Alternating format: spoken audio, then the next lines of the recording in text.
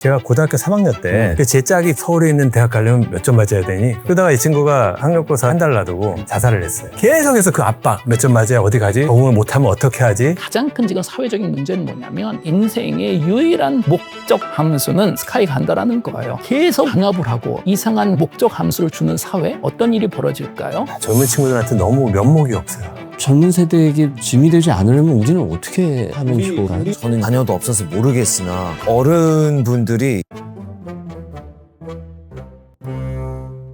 여러분 안녕하십니까? 책이 삶이 되고 삶이 책이 되는 시간 책과 삶, 책과 사람의 김재원입니다. 까르페 디엠, 오 캡틴, 마이 캡틴 이 가슴 뜨거운 대사들을 기억하실 겁니다. 세대를 넘어 우리 가슴 속에 오래 남아있는 죽은 시인의 사회가 연극으로 돌아왔습니다. 그 이야기 나눠보겠습니다. 구독자 여러분께 한 분씩 인사 부탁드립니다. 안녕하세요. 카이스트에서 뇌과학 그리고 인공지능을 연구하고 있는 김대식입니다. 또 초대해 주셔서 감사합니다. 아유, 감사합니다. 우리 차 배우님. 네, 안녕하세요. 대학로에서 죽은 시인의 사회 연극을 하고 있는 차인표입니다. 또 나오게 되니까 더 반갑습니다. 안녕하십니까. 연극 죽은 신의 사회에서 희재 선생님 제자 스티븐 믹스 역으로 연기하고 있는 배우 하성훈입니다. 만나 뵙게 돼서 반갑습니다. 네, 반갑습니다. 이렇게 세 분과 함께 죽은 시인의 사회를 이야기할 수 있다는 게 제게는 아주 큰 영광입니다. 일단 연극 정말 잘 봤습니다. 감사합니다. 바쁘실 텐데. 아유, 아닙니다. 제가 그래서 이 프로그램을 또 오늘 가져왔습니다. 그러고 보니까 우리가 이 프로그램 컬러로 옷을 맞춰 입었네요. 그러네요. 이 색깔이 이 색깔이네, 다. 죽은 시인의 사회에서 저희가 이제 청년기의 영화로 접했던 그 작품을 저도 가슴 설레면서 다시 봤습니다. 또 영화적 관점하고는 다른 해석들이 있어서 뭔가 뭉클함이 느껴지기도 했는데요. 사실 뭐 많은 분들이 대략의 줄거리는 아시겠지만 명문고등학교에서 열심히 공부하는 그 학생들, 어떻게 보면 억압된 갇힌 공간이란 말이에요. 그리고 저마다 사회가 원하는 혹은 부모가 원하는 공부를 하다가 키팅 선생님 때문에 자신의 꿈을 발견하잖아요. 결국 닐 페리는 연극을 하고 싶었지만 아버지의 완강한 반대로 이제 결국 극단적인 선택까지 하게 되는데, 지금이랑 너무 비슷한. 우리나라랑. 저는 제일 이해가 안 됐던 부분이 1959년의 시대상을 1989년에 영화로 만들면서 이제 우리 세대들 1960년대생들이 그 영화에 열광했단 말이에요. 그러면 그 영화에 열광했던 세대는 다른 부모가 되어 있어야 하잖아요. 근데 여전히 우리가 그 똑같은 부모가 돼서 이 세대들을 억압했단 말이에요. 그럼 그 영화에 열광했던 우리는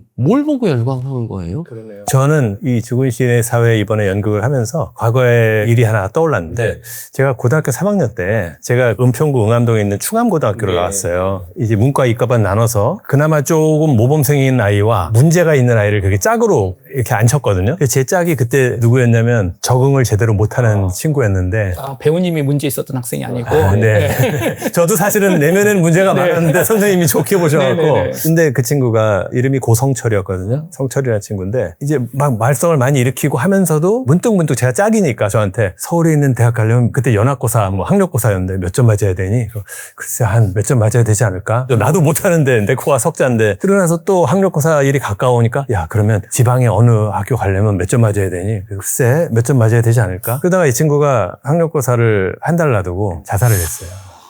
그런 경험이 있어요. 그러니까 얘는 공부도 잘 못하고 학교에 적응도 잘 못했는데 사실은 계속해서 그 압박, 몇 점 맞아야 어디 가지? 이 사회에서 완전히 내가 적응을 못하면 어떻게 하지? 아무 데도 못 가면 나는 도대체 어디로 가야 되지? 이런 압박이 있었던 것 같아요. 오늘 학교를 갔더니 담임 선생님이 옆에는 짝이 안 왔고 선생님이 걔가 스스로 그런 선택을 했다. 그래서 눈물을 정말 툭툭 흘리시는데 그 눈물 방울이 남자가 그렇게 울 수 있구나. 그러니까 정말 이런 눈물 방울이 툭툭툭 이렇게 교탁으로 떨어지더라고요. 그 아이를 지키지 못한 것에 대한 이 후회와 회한이. 그리고 이제 저희는 제가 그때 고3이었으니까 그리고 나서 30년, 40년을 살았지 않습니까? 살고 나서 보니까 진짜 걔한테 해주고 싶은 말이 많아요. 야, 성철아, 살아봤더니 대학 안 가도 되고 하나도 중요한 게 아니더라. 그런 게. 삶에는 여러 가지 방법이 있고 다양한 선택이 있고 네가 여기서 만약에 이 틀에 못 들어가더라도 다른 틀이 많이 있더라. 그런 이야기를 해주고 싶다는 생각을 이 연극을 2달 연습하고 지금 공연을 하는데, 공연에서 공교롭게도 닐 페리라는 친구가 이렇게 그런 선택을 하잖아요. 그 장면을 보고 제가 키팅 선생님이 울면서 이제 레퀴엠을 하지 않습니까?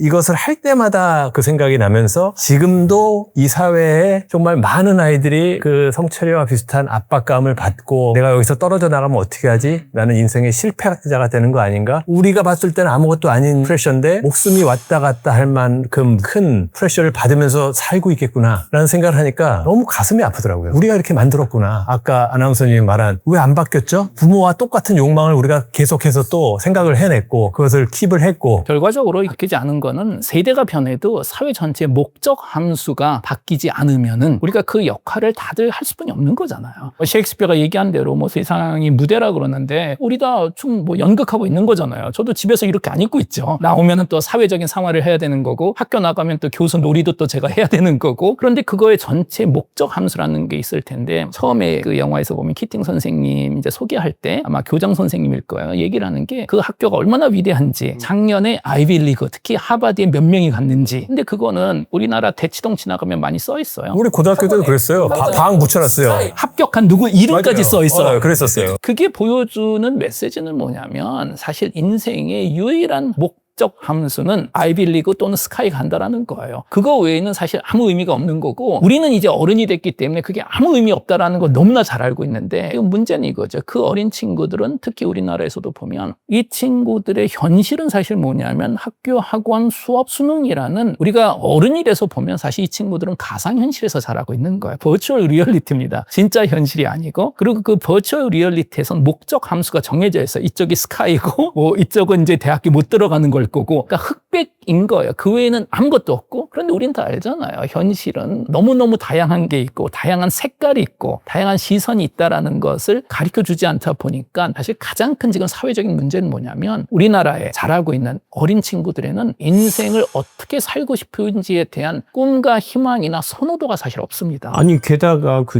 청소년기에 지속적인 억압과 그렇죠. 통제가 주어지니까 뇌의 구조 자체가 달라지는 거 아니에요? 당연하죠. 왜냐하면 뭐 전 또 이제 본업이 저도 이제 본업이 있긴 있어요. 저도 본업이 뇌과학인데 항상 보면 뇌 발달 과정이 이제 그 3단계로 벌어진다고 알려져 있어요. 우리가 태어났을 때는 상당히 많은 신경 세포들 간의 연결고리, 그냥 이제 100조 개 정도 된 연결고리를 다 가지고 태어납니다. 사실은. 그러다가 인간들 같은 경우에는 첫 10년에서 12년을 우리는 결정적 시기라고 부르죠. 결정적 시기는 이제 대부분 포유류는 다 가지고 있어요. 인간은 태어나서 10년, 12년이 결정적 시기인데 이 결정적 시기가 중요한 것은 이때는 경험에 따라서 뇌 회로망, 그 뇌의 반도체 자체가 완전히 바뀝니다. 많이 사용이 되는 연결고리는 강화가 되고 살아남고 사용되지 않는 녀석들은 다 지워버리고 옆에 있는 신경세포들이 잡아먹어 버려요. 그럼 이렇게 10년을 살다 보면 어떤 일이 벌어지냐면 특정 사회에서 아까 배우님이 말씀하셨죠. 저도 대한민국에서 태어나겠다 선택한 적 없어요. 저는 뭐 우리 부모님들 집에서 태어나겠다고 도장 찍은 적도 없고 전 태어나서 진짜 가장 큰 실망이 딱 태어났더니 아빠가 재벌이 아닌 거야.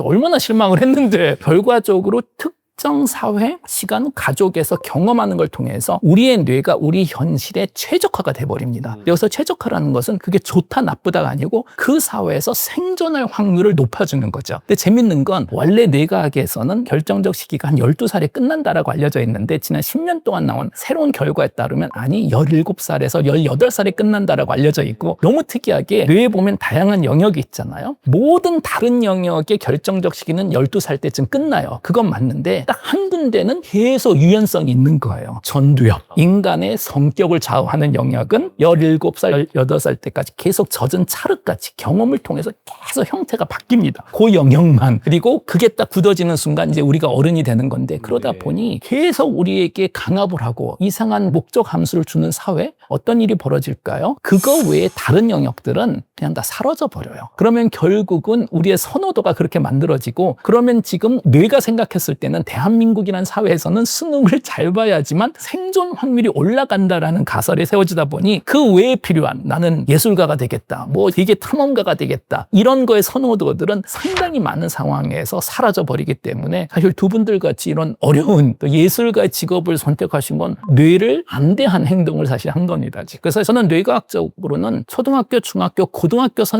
선생님들이 대학교 교수보다 월급을 더 많이 받아야 된다라고 저는 생각합니다. 아니 뭐 주시니까 저는 고맙게 받고는 있지만 왜냐? 저는 대학교 교수고 제 학생들은 다 어른이에요. 뇌가 이미 굳어버렸어요. 그렇기 때문에 제가 틀린 이야기를 하거나 안 좋은 영향을 줘도 본인들이 스스로 다 고칠 수가 있어요. 사실 친구들은. 어차피 제가 하는 말 안 믿어요. 얘네들. 근데 특히 초등학교, 중학교 때는 그 선생님의 한마디가 이 친구의 선호도를 소프트웨어로 바꾸는 것이 아니고 하드웨어로 바꿔놓기 있기 때문에 되돌리기가 상당히 어려워요. 그 다음도 거의 불가능할 정도로 어렵다고 보시면 됩니다. 그러면 이 학교에서 펼쳐지는 키팅 선생님의 시도가 청소년기의 뇌 구조를 바꿔 마지막 기회인 거죠. 전두엽을 바꿀 수 있는 마지막 기회. 네. 그럼 키팅 선생님의 역할이 꽤 중요한 거네요. 너무너무 중요한 기회고 특히 그 학교에 입학한 친구들은 이미 다 똑똑한 친구들이고 지식 수준은 높은 친구들인데 제일 문제가 그거죠. 아직 인성이 완성되지 않은 친구들인데 이제 우리가 한 사회에서 몇십 년 살다 보면 한 사회에서 가장 위험한 인물들은 고도의 지적 수준을 가졌는데 인성이 완성되지 않은 분들입니다. 사실 키팅 선생님이 교장 선생님이나 미래 아버지에게 저항하지 않고 순순히 물러난 건 학생들에게 짐이 되지 않기 위해서가 아니었을까 싶어요. 사실 젊은 세대에게 좋은 어른이란 그들에게 짐이 되지 않는 어른이어야 중요한 되지 말씀인 것 않을까 같습니다. 저도 요즘 그 생각을 하고 있어요. 네. 젊은 세대에게 짐이 되지 않으려면 우리는 어떻게 하면 좋을까? 우리가 젊었을 때 있잖아요. 그때 저 생각해보면 20대 초반에 1,000만 원만 있으면 살 것 같더라고요. 1,000만 원만 있으면 결혼도 할 수 있을 것 같고 그냥 어디 뭐 반지하 같은데 전세금 되니까 그렇게 해서 이렇게 해서 살면 될 것 같고 그 얘기는 뭐냐면은 굉장히 자유로운 거 아니에요. 나는 이 정도 사회에서 이렇게 살 수 있다. 그런데 지금은 안 되잖아요, 그게. 우리가 젊었을 때 우리 사회는 우리의 부모님 세대가 만들어 놓은 거 아닙니까? 우린 그 사회에서 그냥 산 거고. 그리고 나서 지금 한 30년 동안은 우리가 이제 주역이 돼서 이 사회를 이렇게 만들어 놨는데 만들어 놓고 보니까 젊은 친구들한테 너무 면목이 없어요. 우리는 그렇게 해서 자유로웠는데 불편한 점은 있었지만 지금은 더 편리한 세상이 됐다고는 하지만 선택의 폭이 훨씬 더 줄어든 것 같아서 자유도는 훨씬 더 적어졌죠, 사실은. 결국은 후대가 살 수 있는 어떤 선택을 많이 할 수 있는 다양한 선택지를 남겨놓는 게 우리 어른들이 해야 하는 일이고 우리 또 그렇게 물려받았고 그렇지 않나라는 생각이 들어요. 우리가 아직 뭔가 움켜쥐고 있는 게 있어서 그런 게 아닐까 싶어요. 뭐 늘어난 노후 때문에 우리가 더 살아야 할 3, 40년 때문에 거미줄처럼 연결돼 있는 그러니까요. 이 네트워크가 있으니까요. 우리가 젊은 사람들에게 줘야 할 걸 못 주고 아직 갖고 있는 게 아닌가 싶기도 해서 저도 동의합니다. 네, 사실 이 세대들에게 우리가 뭔가를 제대로 마련해주고 교수님 맞아요. 말씀하신 대로 맞아요. 시스템을 펼쳐서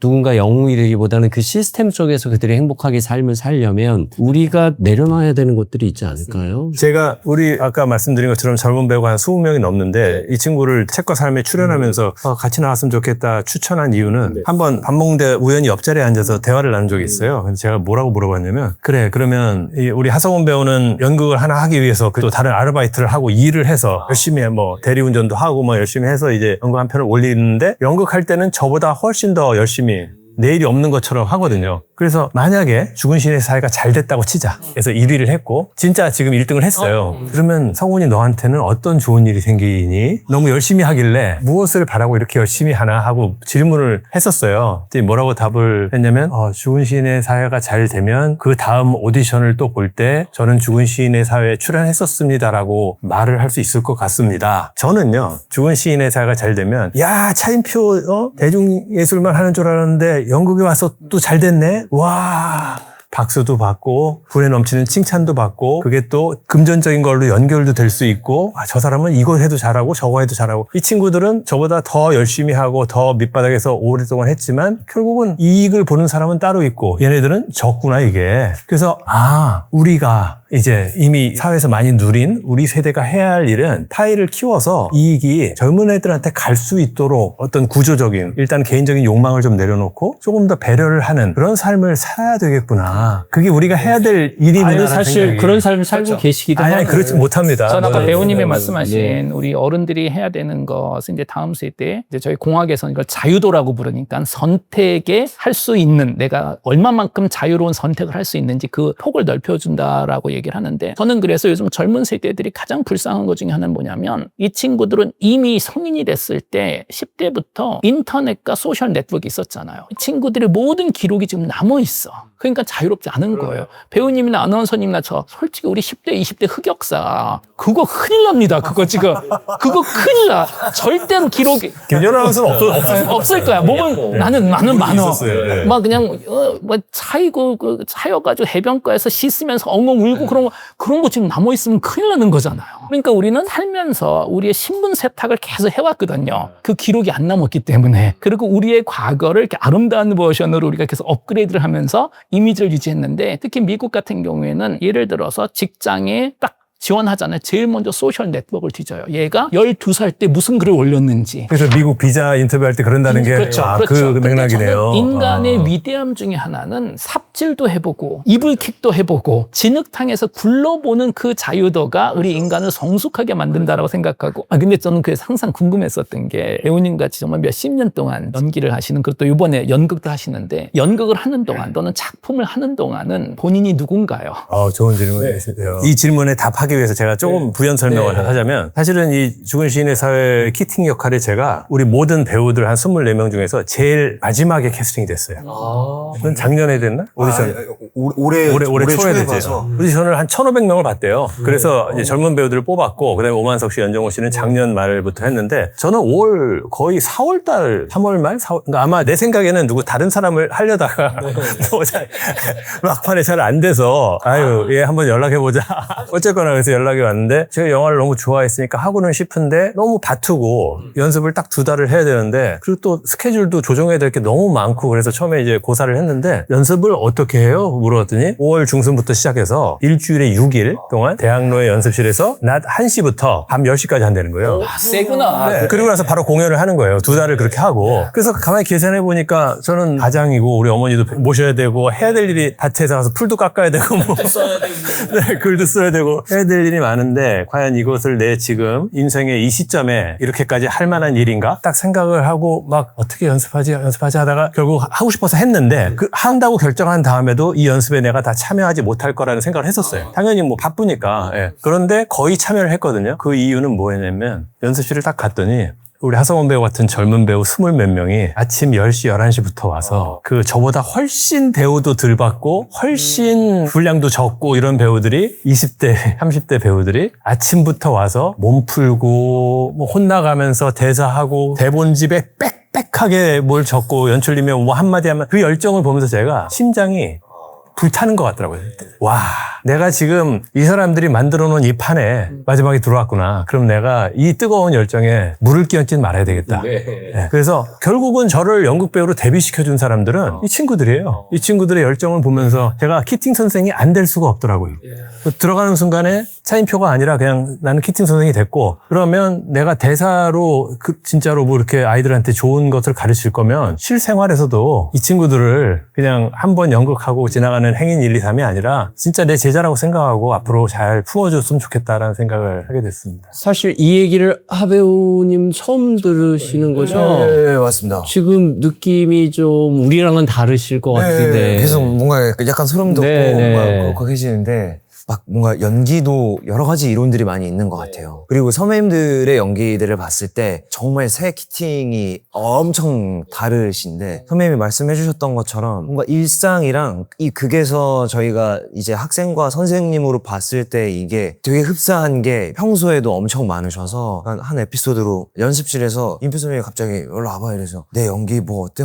이런 걸 막 진짜 물어봐 주시는 거예요. 그래서 본인의 연기가 어떠냐고 한참 까마득한 후배에게 그래서 물어본다고요? 내가 감히? 이러면서 그냥 얘기해줘 이래서 이런 거는 이런 거 같습니다 했는데 그런 어떤 계속 뭔가 얘기하셨던 연극으로는 저보다 선배죠. 네. 저는 처음 하는 거고. 네. 그래서 저는 이번에 알았어요. 제가 내가 젊은 사람들이랑 같이 일할 수 있는 사람이구나. 그런 태도를 내가 갖추고 있구나. 그걸 깨달았어요. 근데 저는 좀 이야기를 들으면서 정말 한표 배우님 너무 대단하다고 생각하는 게 제가 만약에 비슷한 상황에 이제 갔다라고 쳤다면 나는 이제 몇십 년 경력이 있는 배우고 늦게 와도 되고 그다음에 젊은 친구들이 열심히 연습하고 있으면 나 유명해서 너무나 다행이다라고 안도를 했을 것 같은데 내가 저 나이가 아니기 때문에 그러니까는 배우님은 공감 능력이 정말 대단하신 거예요, 사실. 그러니까 저희 살다 보니까요. 내가 힘들고 어려웠을 때가 언제지 생각해보면 어떤 한 고정된 틀에서 나오려고 할 때 나오면 불안하잖아요. 나이가 든다고 그게 안 불안한 게 아니거든요. 무섭기도 하고 상피당할까봐 또 두렵기도 하고 저는 연극을 처음 하니까 당연히 좀 그런 두려움이 있었고 사람들이 반신반의하면서 저 사람이 잘할까? 이런 것도 있을 거고 근데 제가 누구한테 의지하게 되냐면 같이 일하는 배우들한테 의지하는 거예요.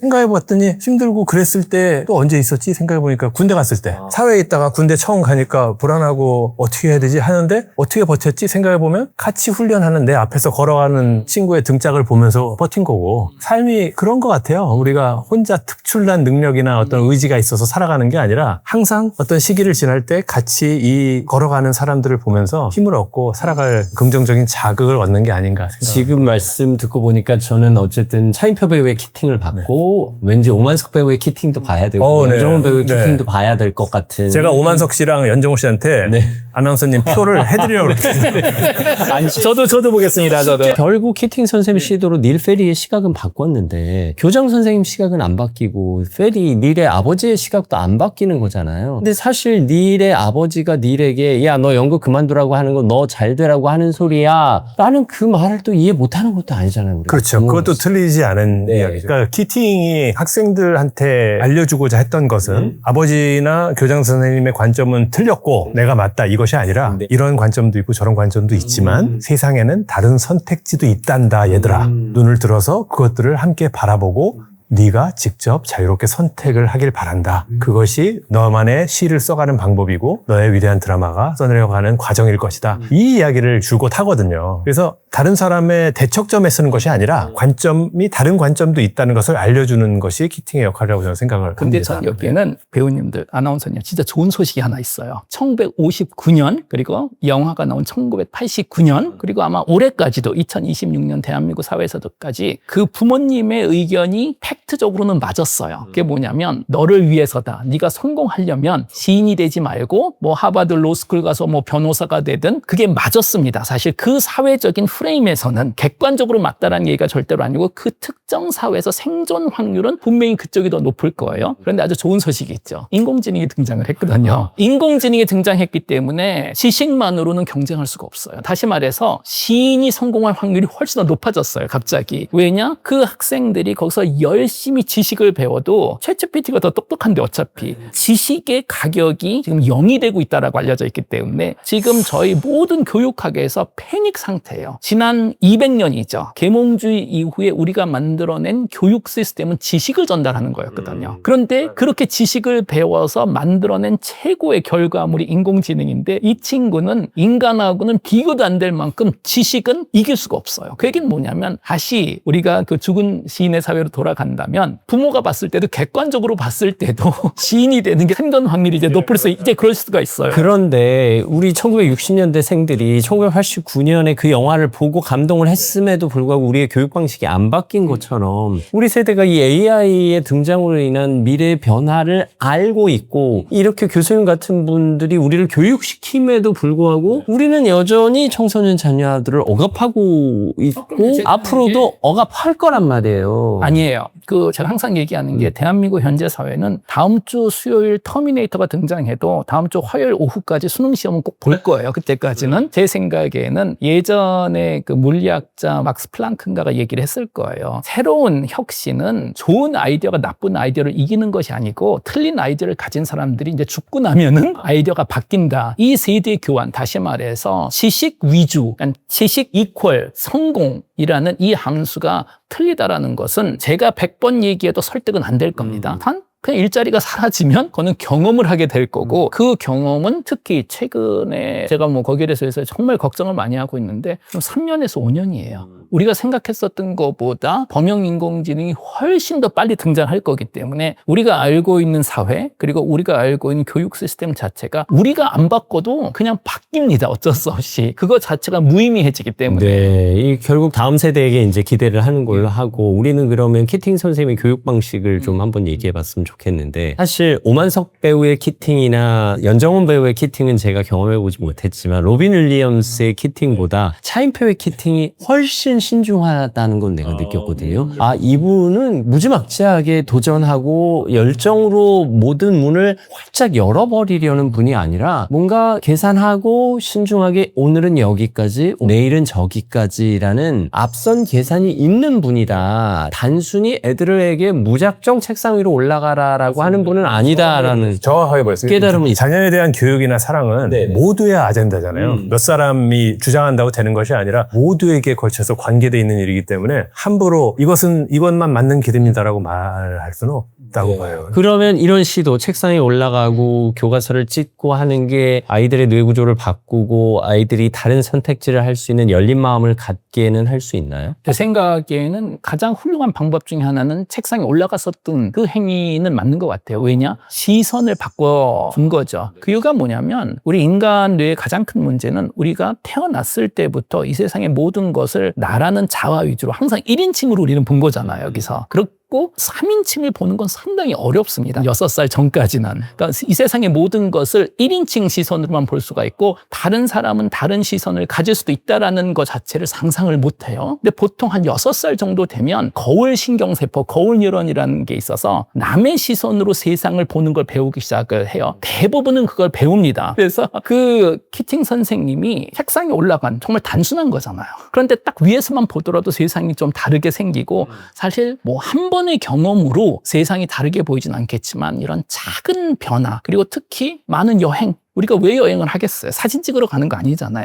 이 사람들은 이렇게도 살구나. 그리고 또 하나는 소설책이 저는 그런 역할을 해주는 것 같아요. 게다가 배우들에게는 이런 삶을 적용할 수 있는 최고의 기회들이 그렇죠. 네. 그리고 배우도 그것을 해내야 진짜 제대로 된 진정성 있는 연기를 할 수 있게 돼요. 네. 그래서 이게 어떻게 보면 우리와는 다른 시대를 살고 있는 다음 세대들에게 우리가 더 좋은 유산을 물려줘야 되고 더 좋은 어른으로 남아 있어야 이들이 또 다음 세대에게 좋은 어른의 역할을 하게 될 것 같은데 끝으로 청년으로서 기대하는 좋은 어른의 모습은 어떤 거예요? 근데 오늘 이 대화를 통해서 제가 지금 막 느껴지는 게 뭐냐면 사실 제 또래 친구들 사실 그리고 주변에는 다 연기하는 친구들이 많으니까 어떤 새로운 분야의 분들과 대화를 나눌 수 있는 시간이 거의 없는데 오늘은 또 아주 다양한 분야의 이제 저한테 어른분들과 이런 대화를 나눴는데 저는 이제 뭐 결혼도 안 하고 자녀도 없어서 모르겠으나 이렇게 어른분들이 자라나는 청년들에 대해서 이렇게 막 고민과 생각을 하고 계신지를 전혀 몰라서 가지고 그게 너무 뭔가 그냥 감사하게 느껴졌어요. 그리고 내가 과연 선배님들의 나이가 되면 그럴까? 왜냐면 아직 저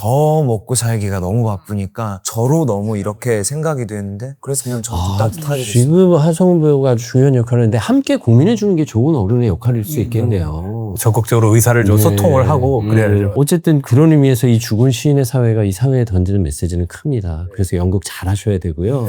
열심히 하겠습니다. 네. 이 작품 저희 많이 보러 갈게요. 네, 고맙습니다. 그리고 네. 이 작품을 통해서 이 사회를 조금이라도 바꿔보는 또 우리가 일정 부분 조금이라도 키팅 선생님처럼 살아서 학생들에게 새로운 꿈과 희망을 찾아주는 그런 역할을 해야 되지 않을까 싶습니다. 오히려 저희가 많이 배웠습니다. 오늘 함께 해주셔서 진심으로 감사합니다. 감사합니다.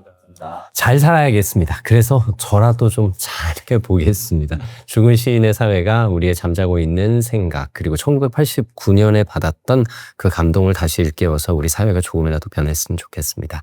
책과 삶도 앞장서겠습니다. 함께해 주셔서 감사합니다.